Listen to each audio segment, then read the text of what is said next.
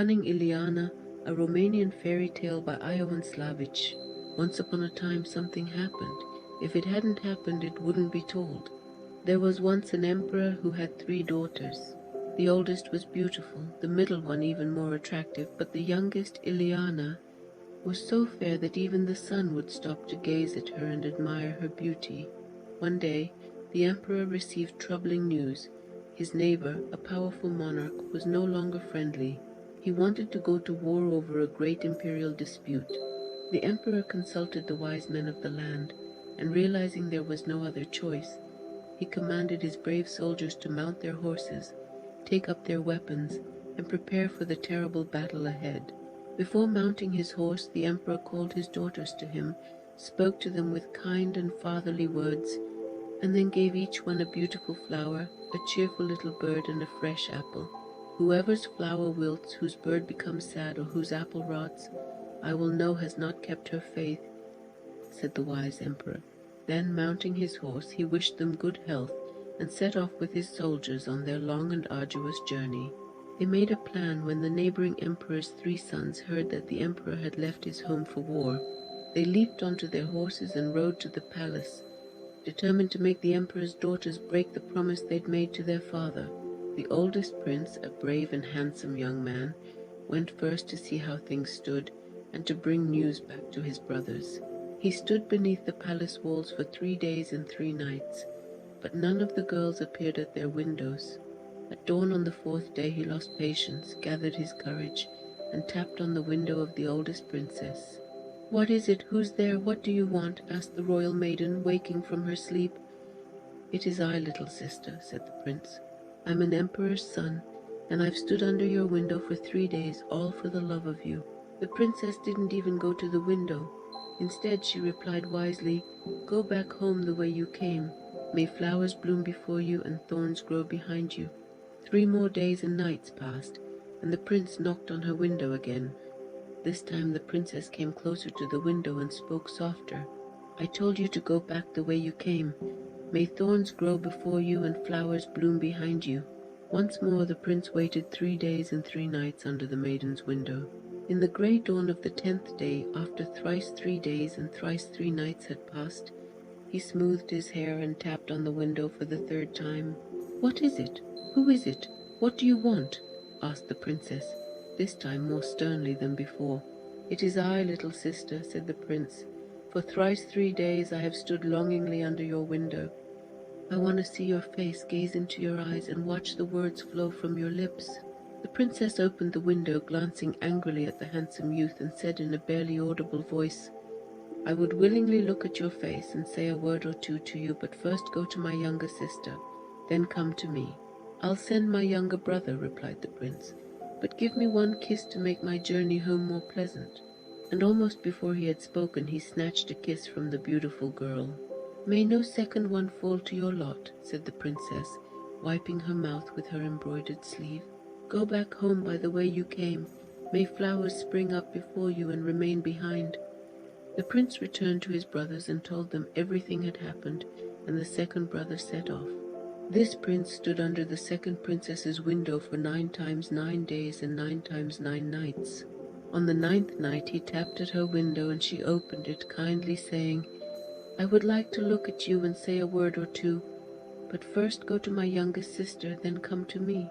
"I'll send my youngest brother," said the prince, "but give me 1 kiss that I may hurry faster." He had barely finished speaking when he stole a kiss. "May no second one fall to your lot," said this royal maiden. "Go back home the way you came. May flowers spring up before you and flowers remain behind." The prince returned to his brothers, told them all that had happened, and for the 3rd time a hero set out, the youngest son.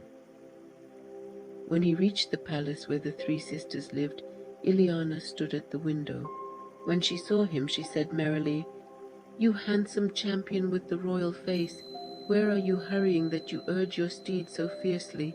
When the prince saw Ileana's face and heard her words, he stopped, gazed at her, and answered boldly, "I'm hurrying to the sun to steal one of its rays, to give to its sister and take her home, where she shall become my bride.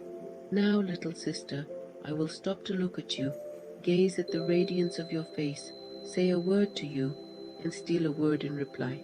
Ileana cleverly answered, "If your nature is like your words, if your soul is like your face, proud and beautiful, and mild and gentle, I will gladly call you into the house, seat you at a banquet, give you food and drink, and kiss it." The prince leaped from his horse as soon as he heard these words and responded boldly, "My nature will be like my speech, my heart like my face.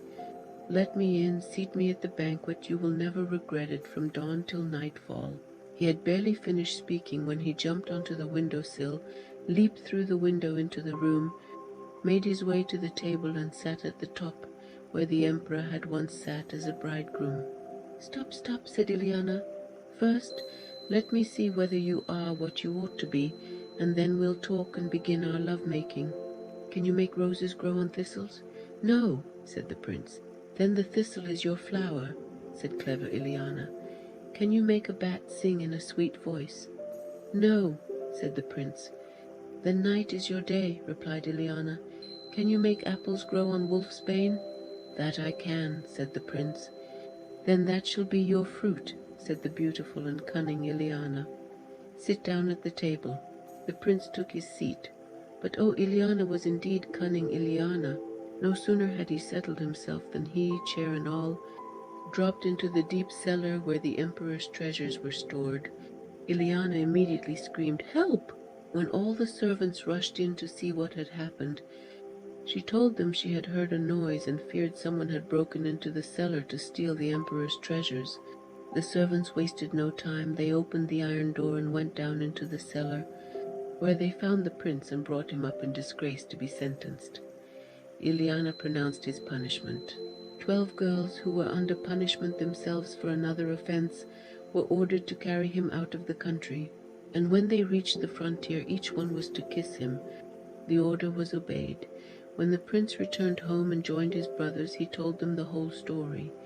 After hearing everything, their hearts were filled with rage, so they sent word to the 2 older princesses, telling them they must find a way to have Ileana come to the 3 princes' court so they could take revenge on her for the insult she had dealt them. When the eldest daughter received the message from the prince, she pretended to be ill, called Ileana to her bedside, and told her she could not get well unless Ileana brought her something to eat from the prince's kitchen. Ileana, willing to do anything for her sister, took a small jug and set off for the court of the 3 princes, determined to either beg or steal. When she reached the palace, she rushed breathlessly into the kitchen and said to the head cook, "For heaven's sake, don't you hear the emperor calling for you? Hurry and see what's going on."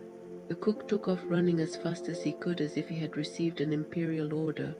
Left alone in the kitchen, Ileana quickly filled her jug with food, emptied all the delicate dishes on the fire onto the floor, and hurried away. When the princes heard of this insult, their anger only deepened. They sent another message to the 2 princesses, preparing to seek revenge again.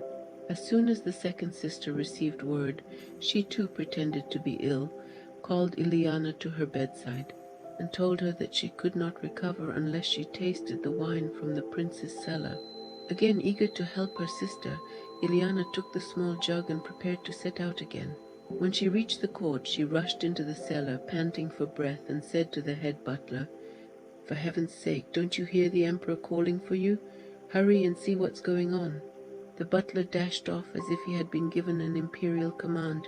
Ileana quickly filled her jug with wine, poured the rest onto the cellar floor, and then hurried home. Once again the princes sent a 3rd message to the 2 sisters, telling them they had to send Ileana differently than before. Both princesses pretended to be ill this time and called their sister to them. They told her they would never recover unless Ileana returned 2 of the prince's apples. "My dear sisters," replied Ileana, "I would go through fire and water for you. How much easier it is to go to the princes." She took the small jug to find, seize, and bring back the apples, determined to save her dear sisters' lives. When the youngest prince learned that Ileana was coming to the garden to steal the golden apples, he gave strict orders. If groaning or wailing were heard, no one was to enter the garden. Whoever it was, they must be left alone to moan in peace. He then hid large knives, swords, spears, and many other dangerous things beneath the tree that bore the golden apples, carefully concealing them so that only the sharp points stuck out of the earth. After preparing everything, he hid in a nearby bush and waited for Ileana. She arrived at the gate, and seeing the two giant lions guarding it, tossed each of them a piece of meat. The lions immediately began tearing into it, and the princess made her way to the apple tree. She carefully stepped between the knives, swords, and spears and climbed up into the tree. "May this do you much good, little sister," said the prince. "I'm glad to see you in my garden." "The pleasure is mine," replied Ileana, "since I have such a brave and handsome prince for my companion. Come, climb the tree and help me pick some apples for my dear sisters who are dangerously ill and have asked for them." The prince wanted nothing more. He planned to pull Ileana from the tree and into the knives below. "You are very kind, Ileana," he said. "Be kinder still and give me your hand to help me up into the tree." "Your plan is wicked," thought Ileana, "but it will be your downfall." She gave him her hand, pulled him up the tree trunk to the branches, and then let him fall among the knives, swords, spears, and other deadly things that had been placed there to destroy her. "There you are," she said. "Now you will know what you meant to do." The prince, with his black soul, began to shriek and groan, but no one came to help him. He had given strict orders that any groans be ignored, and so he was left to moan in peace, bearing his terrible suffering alone. Ileana took the apples, carried them home, and gave them to her sisters. Then she returned to the imperial palace and told the servants to go and rescue their master from the danger he was in. The prince, who had been so severely outwitted, sent for the most skillful witch in the country to heal his wounds. But Ileana had gone to the witch first, and offered her a great deal of money to let her go to the court in her place. So Ileana went to the palace disguised as the witch. She ordered a buffalo hide to be soaked in vinegar for 3 days and 3 nights, then taken out and wrapped around the wounded prince. But the prince's cuts only burned more, and his suffering worsened. When he realized he was in the wrong way, he sent for a priest so that he might confess his sins before death and receive the sacrament. But Ileana was not idle. She went to the priest, offered him a large sum, and convinced him to let her go to the palace instead. So Ileana arrived at the court disguised as a priest. When she approached the prince's bed, he was at the point of death. There were scarcely 3 breaths left in him. "My son," said the false priest Ileana, "you have summoned me to confess your sins. Think of the hour of death and tell me everything that weighs on your heart. Are you in conflict with anyone, yes or no?" "With no one," replied the prince, "except Ileana, the emperor's youngest daughter, our neighbor. And I hate her out of love and longing," he continued. "If I survive and recover, I will ask the emperor for her hand in marriage. And if I don't kill her on the first night, she shall be my faithful wife as the law demands." Ileana heard these words, made a few replies, and then went home. Soon after, she understood why her sisters were wailing and lamenting, for they had heard that the emperor was returning home from the Great War. "You ought to rejoice," said Ileana, "when you hear that our kind father is coming home safe and well." "We would rejoice," replied the sisters, "if our flowers had not withered, our apples had not rotted, and our birds had not stopped singing. But now we have reason to cry." When Ileana heard these words, she went to her room and saw that her flower was still sprinkled with dew. The bird was just hungry, and the apple looked as if it were saying, "Eat me, little sister." So to help her dear sisters, she gave one of them the flower and the other the bird, keeping only the beautiful apple for herself. Then they waited for the emperor's arrival, knowing how stern he could be. When the monarch reached home, he went to his oldest daughter first and asked for the flower, the bird, and the apple. She showed him only the flower, but it was already half withered. The emperor said nothing and moved on to his second daughter. She showed him only the little bird, which also looked sad and drooping. Still, the emperor did not speak, but silently approached his youngest daughter, clever Ileana. When the emperor saw the apple on Ileana's chest of drawers, he could almost devour it with his eyes. It was so beautiful. "Where did you put the flower, and what have you done with the bird?" he asked. Ileana didn't answer immediately, but hurried to her sisters, bringing back a fresh flower and a merry little bird. "May you prosper, my little daughter," said the emperor. "I see now that you have kept faith with me." The emperor returned from Ileana to his second daughter and eldest daughter. When he questioned them again about the 3 things he had entrusted to their care, they hurriedly brought him Ileana's flower, bird, and apple. But, as God permits no falsehood to succeed, in their hands the flower withered, the bird drooped, and only the apple remained fresh, rosy-cheeked, and ready to eat. When the emperor saw this, he understood everything. He ordered the 2 older princesses to be buried up to their breasts in the earth to serve as a reminder of the severity of imperial punishment. But Ileana he praised and kissed, speaking to her with kind, fatherly words. "May you have much happiness, my child, for you have been faithful to your duty," he said. After the neighboring emperor's son had recovered, he mounted his horse and asked Ileana to be his wife. The old emperor, Ileana's father, after hearing the prince's purpose, said kindly, "Go and ask Ileana, my son and hero. Whatever she wishes shall be done with God's help." Ileana said nothing, but allowed the prince to kiss her. The emperor instantly understood the whole situation and said, "My dear children, you are meant to be husband and wife. May it prove to be for your good." It wasn't long before Ileana married the bold, handsome, heroic prince. Her wedding was so magnificent that the news spread through 7 countries. Yes, indeed, but Ileana hadn't forgotten the evil that the prince had in mind. She knew he would try some trick on her the very first night after their marriage. So she ordered a sugar doll to be made, one that was exactly her size, with the same face, eyes, lips, and figure, a replica of Ileana herself.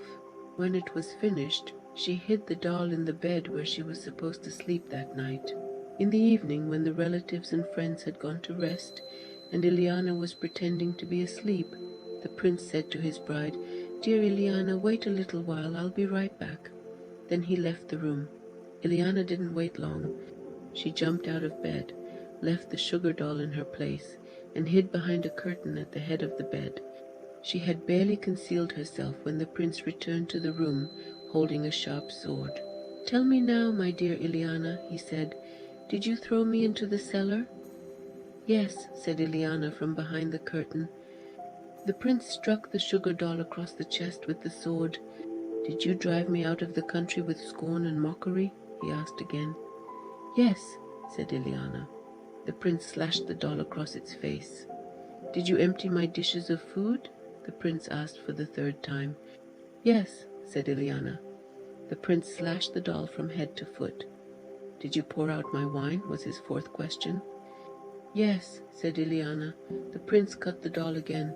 Ileana began to breathe heavily, as if she were in the agony of death. "Did you throw me among the knives?" he asked for the 5th and final time. "Yes," said Ileana. Now the prince thrust his sword into the doll's heart, slashing and hacking at it in every direction with all his strength, until tears streamed down his face. As dawn approached, he began to sob bitterly. Suddenly, a bit of sugar popped into his mouth. "Ah, Ileana, you were sweet in life, and you remain sweet even in death," he said, weeping even more. "Sweet indeed," said Ileana, stepping out from behind the curtain. "But I will be 100,000 times sweeter from this hour forth." When the prince saw Ileana safe and well, he was stunned with joy. He clasped her in his arms, and for many years they lived joyously and ruled the land in peace and happiness.